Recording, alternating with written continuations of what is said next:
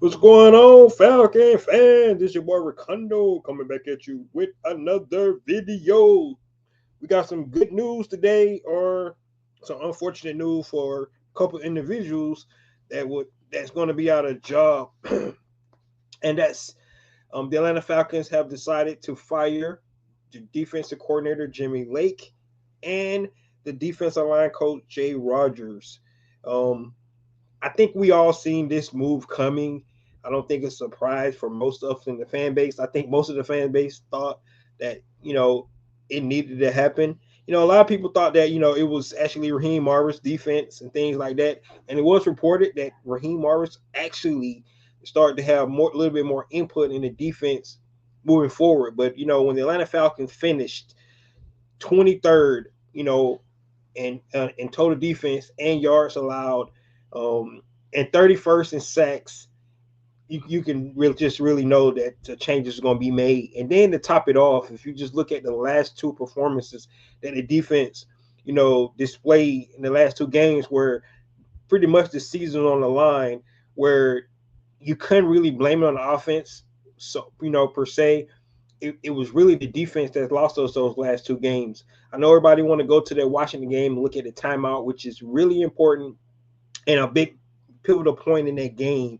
But if you guys remember what I talked about, in the recap of that game, that Sunday night football game, was the fact that Atlanta Falcons, in that third quarter, only had the ball for three plays, and that's because our defense could not get Washington off the field in that quarter. And I think that was cost us the game more than not being able to secure a timeout in the waning moments, which, let's be real, we actually went in overtime, so we didn't lose the game on not calling that timeout.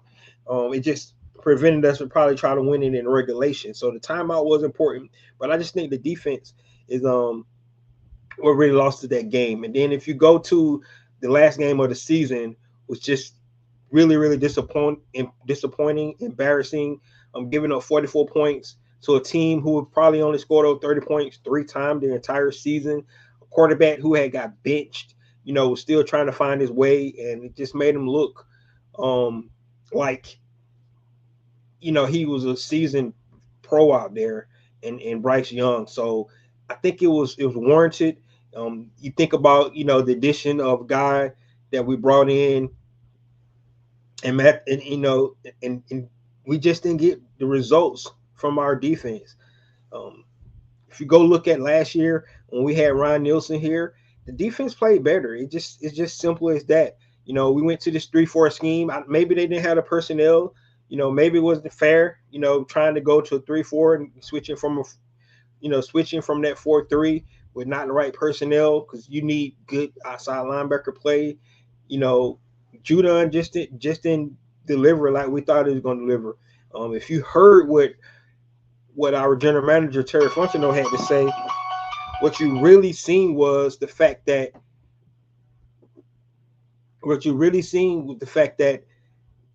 our defense just couldn't get it done. And you adding guys like Justin Simmons, you adding a guy like Matthew Judon, those guys sort of put us over the top, right?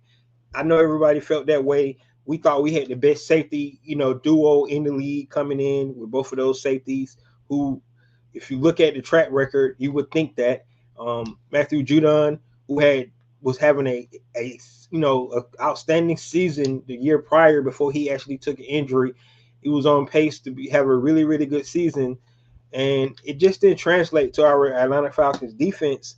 And maybe because of the scheme, maybe it wasn't clicking with the defensive line, so that's why Jay Rogers might not be here as well. But at the end of the day, guys, what we came to find out is that the fact that the Atlanta Falcons did not do the things that they needed to do, and that's where it really boils down to. So um, they had to make the change. Now, moving forward, let's see what Atlanta Falcons are going to be able to do to provide here. Do they go back to the 4-3? Raheem Morris does have experience playing 4-3 defense. If you look at the years in Atlanta, that's the defense they played. They played 4-3. Go back to the Tampa 2. He was a coach down in Tampa and the head coach down in Tampa. They played 4-3. So it wouldn't be, be unpelled for the Raheem Morris to decide to go to a 4-3 defense. But at the end of the day, guys, they had to make this change. We knew some heads was going to turn. It was either going to be, your coach or starting all over, or you make the changes around the fringes to get this team where it needs to be. And defense is really a concern for this Atlanta Falcons team.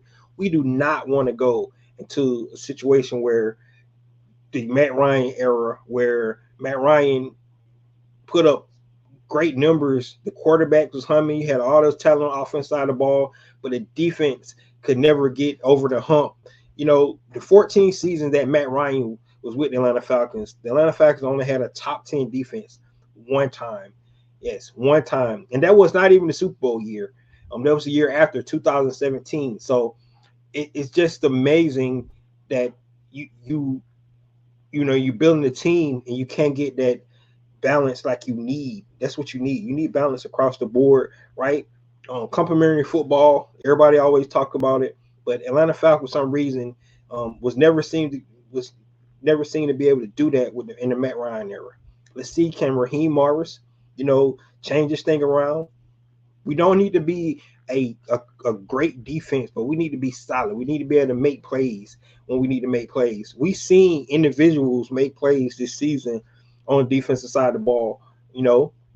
We seen Matthew Judon get a strip sack in the New Orleans game, and Troy Anderson take it back for a touchdown. We've seen Jesse Bates make tremendous plays against Tampa Bay. We've seen AJ Terrell make plays as well. So we've seen individual guys make plays in this defense. We just ain't seen it from a defense as a whole, and that's what we need to see. I think the most complete defensive game that we've seen from the Atlanta Falcons was that, in my opinion, the Chargers game, right? A lot of people may want to go back to what they was able to do with the New York Giants, but I think the Chargers, because it's a playoff team, the way they played the Los Angeles Chargers is probably the best game that the Atlanta Falcons played from a defensive standpoint all season long. So guys, with that being said, the question is, who will the Atlanta Falcons, decide to replace Jimmy Lake with on that defensive side of the ball? So it's a lot of names out there. People are already throwing it out. The first name that I'm going to talk about is a guy that was at the Atlanta Falcons practice, who I thought maybe they should have gained opportunity with the Carolina Panthers a couple of years ago here, and that's Steve Wilkes. I think if you guys recall, once they let Doug Peterson go from the Carolina Panthers and they brought in Steve Wilkes to be the interim coach, that team really turned around. They played really well for him, and he was able to galvanize the troops. That happens sometimes to bring an interim coach. I know that, but Steve Wilkes was able to actually do some things. So that's one name you got to throw out there. It'd be interesting to see what he could be able to bring to the table. Some other names I'm gonna throw out there, and I know some fans probably like, hell no, but Dennis Allen, right?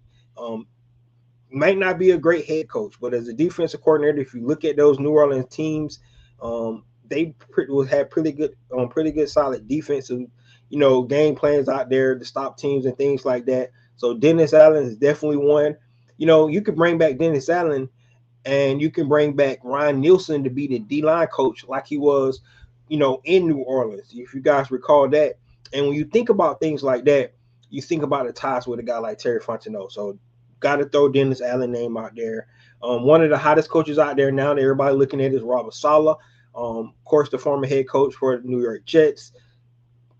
A guy that, if you look at that defense that the New York Jets had, it was probably one of the best defense in the league when Robert Saleh was there. And it's interesting, it fell off a little bit when he left. So he's a candidate that you can think about.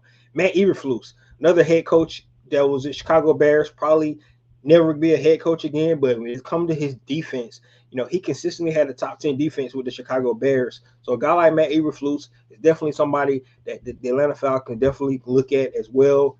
Rex Ryan is probably would be my dream pick, somebody that I know has have done it before, that has that aggressive mindset that I would love to see with Atlanta Falcons, that's going to get out the offensive schemes and quarterbacks and things like that. So I would love a guy like Rex Ryan here. They could go back to the previous year in 23 and go back to Ryan Nielsen. I thought the defense played well under him. Maybe they should have kept him in the first place, but Ryan Nielsen would definitely be a guy that the Atlanta Falcons could consider.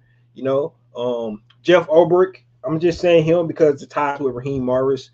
You remember when he became their interim coach for the Atlanta Falcons the year Dan Quinn got fired. Jeff Ulbrich took over for the Atlanta Falcons defense at that time, and you guys recall we actually turned around a little bit that season under Jeff Ulbrich calling plays for the defense.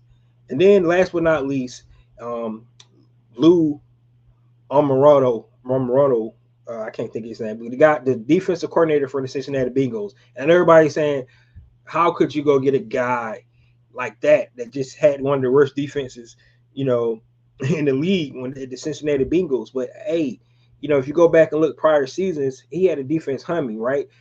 He got a guy. He lost. I think the biggest thing they lost Jesse Bates. Remember Jesse Bates with us now, and the things that he can be able to bring to the table.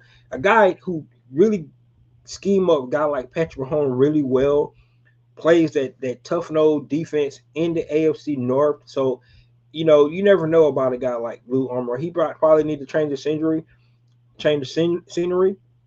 And then, you always about the personnel. Sometimes guys, they don't have the personnel to get the job done. That's what it really boils down to. So right now, I know it might be some other names out there. If you guys can think of some, please let me know some other names that the Atlanta Falcons definitely consider. But right now, those are the guys that's probably out there that Atlanta Falcons are going to be interviewing. It'll be interesting to see who else they throw out there. But Dennis Allen, Robert Saleh, Matt Eberflus, Rex Ryan, Ryan Nielsen, Jeff Ulbrich, and Lou Amoroto. So all those guys, definitely, and don't forget Steve Wilkes as well. Some guys that the Atlanta Falcons definitely consider. Or is Raheem Morris going to do something that Dan Quinn did when he fired his defensive coordinator? He took over play calling. I hope that's not the case. I think Raheem Morris needs to stay the head coach, kind of devil on both sides. He need to find him a competent defensive coordinator, a guy that he can trust to be aggressive enough to get the job done. We need to see change in the Atlanta Falcons because at the end of the day, I think Raheem Morris and Terry Fontenot said it best. All the talking is just need to go out the window. We don't want to hear the hoorah speeches and positivity and brotherhood, all that crap. We don't hear none of that stuff this time around. We want to see actions. We want to see them really going all in for Atlanta Falcons to get to the playoffs. 7 seasons without making to the postseasons. Now we got to sit back and watch the games today and the rest of the playoffs, and wishing what could have been, if we would have just been able to take care of business, especially these last 2 weeks, right? And in my opinion, where the defense definitely let the Atlanta Falcons down. So guys, there you have it.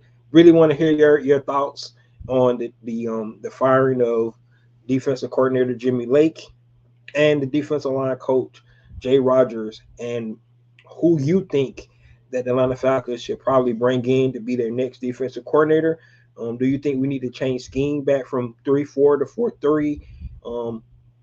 And let's see what the Atlanta Falcons actually get accomplished. So, guys, that's all I had today. Definitely want to hear from you.